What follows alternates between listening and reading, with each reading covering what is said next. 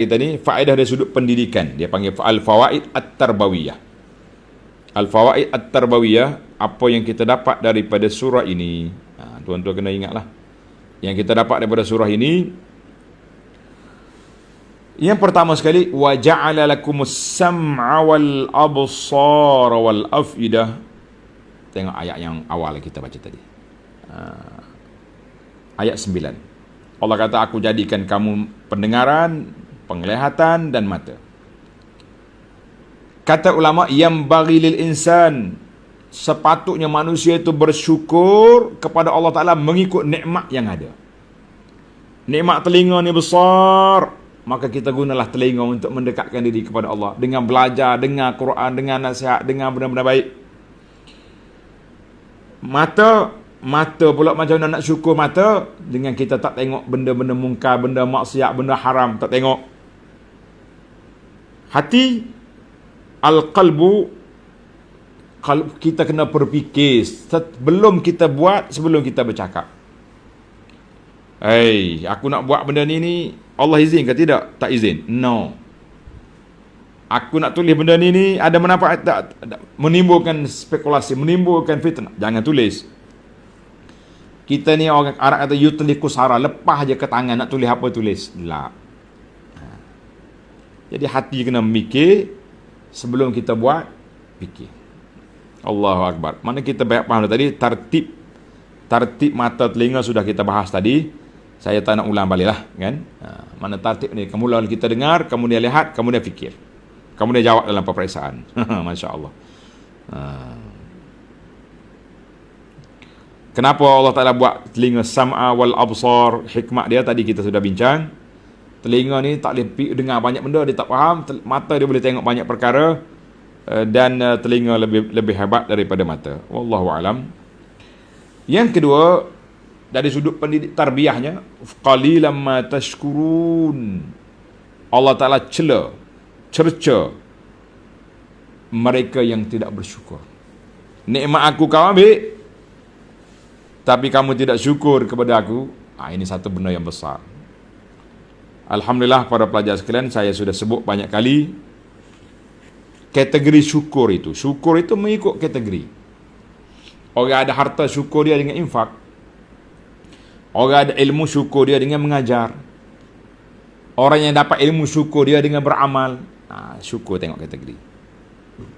Kenapa kuat tu solat sekarang ni? Alhamdulillah. Saya dah belajar ilmu ni.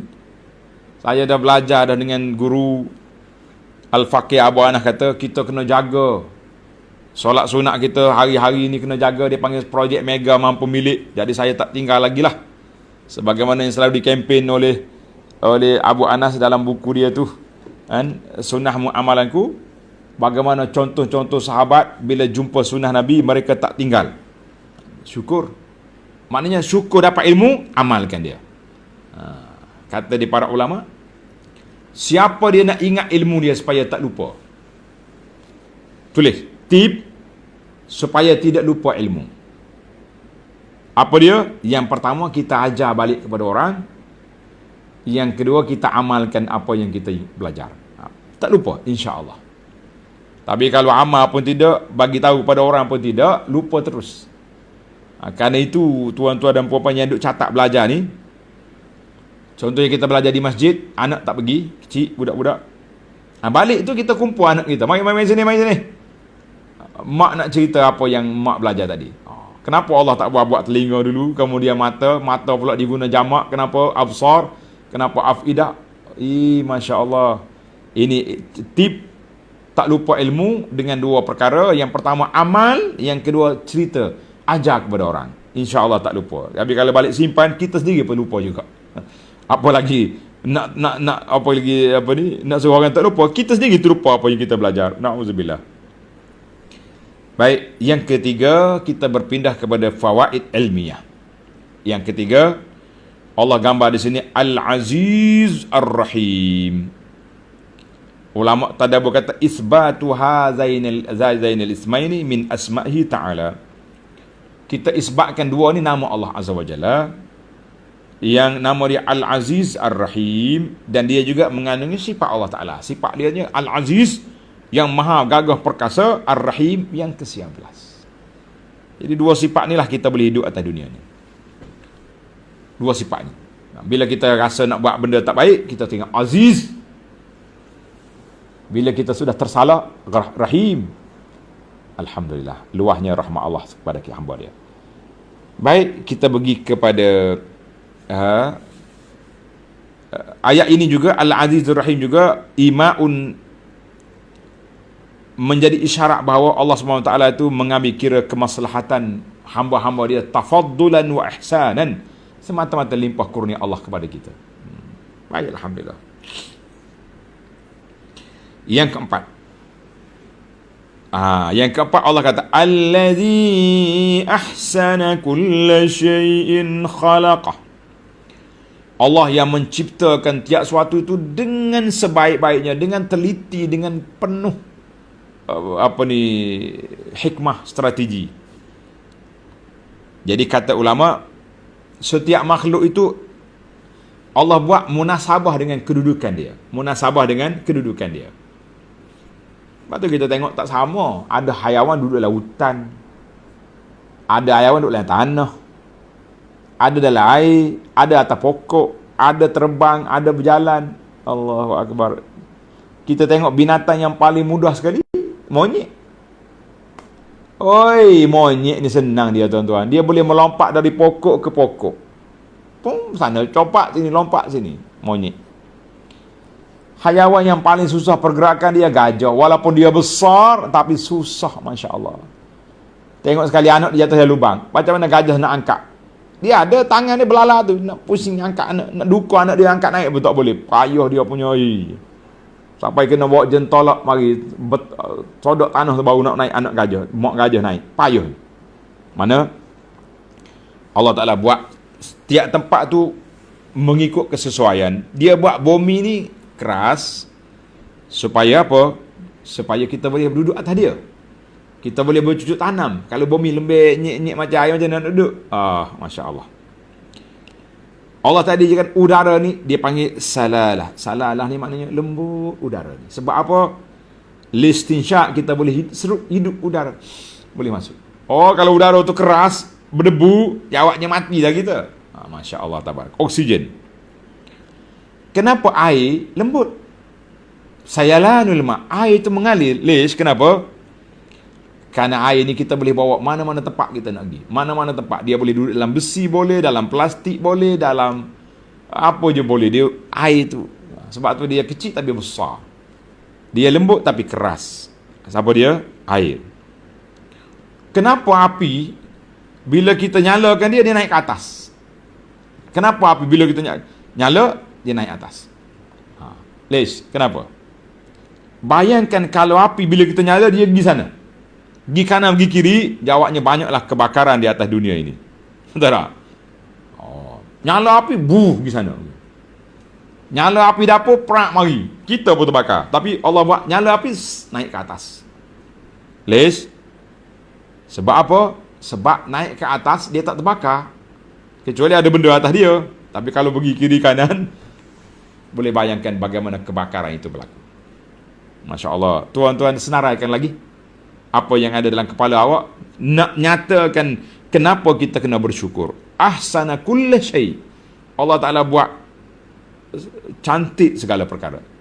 Saya nak pergi sekat tu je. Kalau nak kita, kenapa mulut di sini, telinga di sini, mata di sini? Kenapa? Tak letih.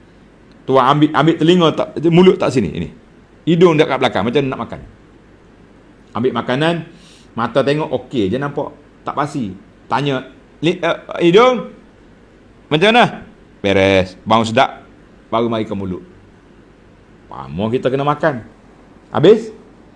Ambil di sini, Masya Allah, scan terus. Mata tengok molek, hidung berbau, mulut nganga. Allahu Akbar. Ahsana kulla syai. Yang ketujuh, yang kelima, ahsana kulla syai fa ihsanu khalqi yatadamanu taswiyah. Kalau kita nak kata kak, bila Tuhan kata aku buat makhluk ni comel belaka, sepatutnya sama manusia ni. Cerdik belaka, pandai belaka, tak ada A, tak ada B, tak ada C. Nah, comel belaka tengok. Semua bertaraf bidadari belaka. Ni ada orang hok sengit, ada orang hok keteng, ada orang mata luar, ada orang hidung kepek, ada gigi jongeh, macam-macam. Hok tak faham tu tanya kawan-kawan lah, gigi jongeh tu apa? Saya sebut contoh-contoh lah. Baik. Kenapa pula berbeza? Ada mutaswiyah. Kata di para ulama, ayat tu betul ahsana kulli syai'. Tapi kadang-kadang Allah Ta'ala nak uji hamba-hamba dia. Orang ni cacat sini, kurang sini, lemah sini. Ujian kepada kita. Kalau semua A belakang kelas, payah kita nak buat kelas. Sekolah kluster tak ada sekolah kluster. Semua cerdik belakang. Tapi bila dia buat ni A, yang ni B, yang ni C, maka di situlah cara kita nak mengajar pun tak sama. Kita mengajar budak cerdik macam ni, budak kurang cerdik macam ni, budak bodoh macam ni. Dan hidup kita pula tak sama. Ada kalanya orang hak cerdik, pintar waktu kecil, masuk universiti, melompat. Ada orang di bawah ni biasa je dapat. B, C dapat. Bila dia besar sikit, dia berfikir, masuk college, dia bertukar jadi watak lain. Ada. Macam-macam orang ni, tak sama. Ada orang ni kita tengok, oh cacat dia ni. Tapi kita tengok orang cacat pula happy, dia boleh bermain sukan. Paralimpik apa nama, boleh main sukan. Dunia ni kita tak boleh nak kata kita je bahagia atau tak bahagia. Orang yang menerima tu kadang-kadang, sebab itulah kita kata as-sa'adatu fil qalbi. Bahagia tu dalam hati. Bahagia di mana? Dalam hati. Ada orang yang cacat fizikal, lemah kehidupan, tak kaya harta, tapi hati dia happy. Allah, bahagia kita tengok. Kita pergi rumah dia, ayah dia bawa balik kacang putih je. Anak dia juga Masya Allah, kacang putih harga RM2, tapi anak-anak dia menerima nikmat ini dengan begitu happy. Ni kita bawa balik ke anak kita, Masya Allah, beli ayam goreng yang ada gambar kepala tu ayah tu, seketul RM5-7 seketul balik. Abah beli ni, saya tak makan benda ni. Ini sayap, saya nak makan kaki, saya nak. Masya Allah. As-sa'adatu bin fil qalb. Maka Allah ciptakan ahsana kulli syai'. Ada kekurangan itu untuk ujian kepada kita sama kita. Jangan kata, oh, Tuhan tak pandai juga. Ada juga buat orang cacat. Macam kilang juga. Kilang kan kadang-kadang dia keluar barang-barang yang tak sama. Sengit aja. La. Allahu Akbar. Baik, kita pergi pada yang ke-6. Bila kita buka ilmu fawaid ni, nampaknya macam lagi menarik insya-Allah. Tapi panjang sikit masa. Yang keenam, wa bada khalqal insani min tin, maksudnya asal kejadian manusia itu dari tanah. Dan semua kita ni berunsur tanah. Pas. Sebab tanah ni dia nak banding api. Api ni panas sentiasa. Tapi tanah ni on off. Ada panas, ada sejuk. Kita manusia pun jadi juga. Ada ketikanya kita panas, merah muka. Ada waktu kita tenang. Itu dia panggil unsur tanah tu bagus. Alhamdulillah. Kalau jadi pada cahaya pula, payah juga ni nak. Jadi kita duduk tanah tu comel dia bagi siapa? Bagi yang orang berfikir ahsana kulli syai', masya-Allah, ahsani taqwim, Allah kata. Cantik. Yang ketujuh, bada khalqal insani min tin, manusia itu jadi daripada tanah. Ayat ini juga takzib, membohongkan nazariyatud Darwin yang mengatakan manusia ni tatawur, mari daripada monyet, nyek jadi apa? Kita kata, kalau saya jumpa dengan Darwin lah, saya nak kata, uncle, pakcik, you seorang ya, mari daripada monyetnya, kami semua ni orang daripada tanah. Dan termasuklah Nabi kita Muhammad sallallahu alaihi wasallam juga daripada tanah, bukan daripada cahaya. Sebab itu tuan-tuan, Nur Muhammad itu, hadis itu tidak betul. Hadis kita dia buat lagu lah, Nur Muhammad lah apa. Dan cerita Nur Muhammad ni lah yang banyak berlakunya penyelewengan dalam ajaran sesat berdasar kepada cerita tu. Jadi tak perlu percayalah Nur Muhammad. Kita kata Nabi Muhammad sallallahu alaihi wasallam, manusia, qul innama ana basyarum mislukum, mari daripada unsur tanah juga. Cuma kelebihan dianya, Allah Ta'ala yuha ilayya, Allah bagi wahyu dia jadi sayyidul anbiya wal mursalin, sayyidu waladi adam yaumal qiyamah. Itu jawatan Nabi sallallahu alaihi wasallam. Yang ke-8, summa sawwahu wa nafakha fihi min ruhih. Allah kata ruhihi, ruhnya. Maknanya roh yang diciptakan oleh Allah Azza wa Jalla. Sebab itulah perkataan yang diidafakkan kepada Allah ada dua jenis. Idafak kepada Allah Ta'ala itu ada dua jenis. Dia kata idafak sifatun la takum bi anfusiha. Satu sifat yang sifat itu tak boleh. Kena idafak. Idafak mana sandarkan kepada Allah. Kita kata ilmu Allah. Kudrat kuasa Allah Ta'ala. Kalam Allah. Pendengaran, penglihatan. Ini dipanggil idafak sifat kepada mausuf. Sifat itu disandarkan kepada yang disifatkan. Kita kata benda ni terjadi di bawah ilmu Allah, terjadi dengan kudrat Allah. Itu dia panggil idafatu sifat ilal mausuf. Maka dia panggil sifat ini tak boleh berdiri sendiri kecuali dengan kita sandarkan kepada yang disifatkan. Itu ilmu sikit. Kepayahan ni. Yang kedua, idafatu a'yan munfasilah. Kita idafatkan benda yang tersendiri. Dia boleh je sendiri. Seperti rumah. Rumah, kita kata ini rumah, tak ada masalah. Ini unta, tak ada masalah. Tapi bila Allah sebut naqatullah, unta Allah, itu dia panggil sifat benda yang terpisah kepada Allah. Sebab apa? Tuhan nak tunjuk bahawa mu jangan main-main dengan unta ni. Unta ni aku cipta khas menjadi mukjizat pada Saleh. Mu jangan kacau. Nak pergi mana tu? Nak pergi ke rumah Allah. Apa dia? Masjid. Oleh kerana masjid ni rumah Allah, kita nak masuk pun bukan sewenang-wenangnya. Bermula dengan langkah kaki kanan. Baca doa Allah maftahli abwaab rahmatika ya Rabb. Selawat kepada Nabi SAW.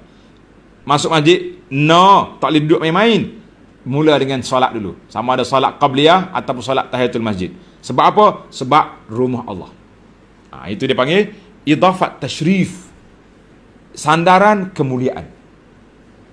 Rumah Allah, unta Allah, apa lagi? Abdullah, hamba Allah Ta'ala, Rasulullah. Dalam ni Allah kata ruhihi, ruh yang Allah ciptakan. Sebab apa? Sebab isu ruh ni satu isu yang besar. Quli ruh min amri rabbi. Putus roh tak dia tahu. Allah Ta'ala yang maha mengetahui. Masya Allah, tabarakallah. Menarik tuan-tuan. Itu dia panggil idafah benda yang tak boleh berdiri kecuali idafat dengan sandar, ataupun benda yang sendiri tapi diidafat, itu dipanggil idafatut tashrif. Bukan Tuhan duduk di sini, bukan Tuhan duduk di Kaabah, tapi dia panggil idafatut tashrif. Yang kesembilan, Allah Ta'ala sebut telinga, mata, hati. Allah Ta'ala sebut di sini sebagai mengungkit nikmat pemberian, bahawa tiga ini menjadi alat pendidikan. Tiga ini jadi alat pendidikan. Orang tak ada tangan, tak ada kaki, tapi dia ada telinga. Telinga yang dia ada, mata pun dia tak ada. Boleh jadi alim besar dalam dunia ini. Masya Allah. Kita yang ada tangan, ada kaki, Allahu Akbar, nak tafsir surah Fatihah tak lepas lagi. Tapi tak apa, belajar. Jangan rasa hina diri. Insya Allah kita akan selamat. Tuan-tuan dan puan-puan, jangan takut, jangan duka cita. Maka kata di para ulama, ada ini apa ni, panca indera ni, mahsus ini jalan untuk kita mendapat ilmu. Dia panggil mahalul fahmi wal wa'mi. Tempat dianya hati nak faham, tapi cara nak sampai ke hati melalui apa? Melalui panca indera, telinga, mata. Masya Allah. Yang terakhir, yang ke-10, Allah sebut ayat terakhir kita baca tadi. Qul yatawaffakum malakul mautil ladzi wukkila bikum. Allah kata yang mematikan kamu malakul maut. Dalam surah Muhammad, tanda tuan-tuan. Ni ayat terakhir ni biasa ayat kita panjangkan sedikit supaya tuan-tuan boleh berfikir. Ana tak bagi kerja rumah dah. Ramai yang hantar, dia kata letih. Biarlah, tuan nak buat. Kalau rajin nak hantar ke saya pun tak apa. Kita tengok. Surah Muhammad ayat 27. فَكَيْفَ إِذَا تَوَفَّتْهُمُ الْمَلَائِكَةُ. Bagaimana mereka kalau malaikat matikan dia. Jadi dua ayat ni, tadi kata malakul maut, orang kata nama dia Israel. Yang ni kata malaikat, macam mana? Dua. Dalam surah Az-Zumar ayat 42, Allahu yatawaffal anfusa hina mauti. Allah yang mematikan. Ayat Zumar, Allah mematikan. Surah Muhammad 27, malaikat yang matikan. Surah kita ni, malakul maut.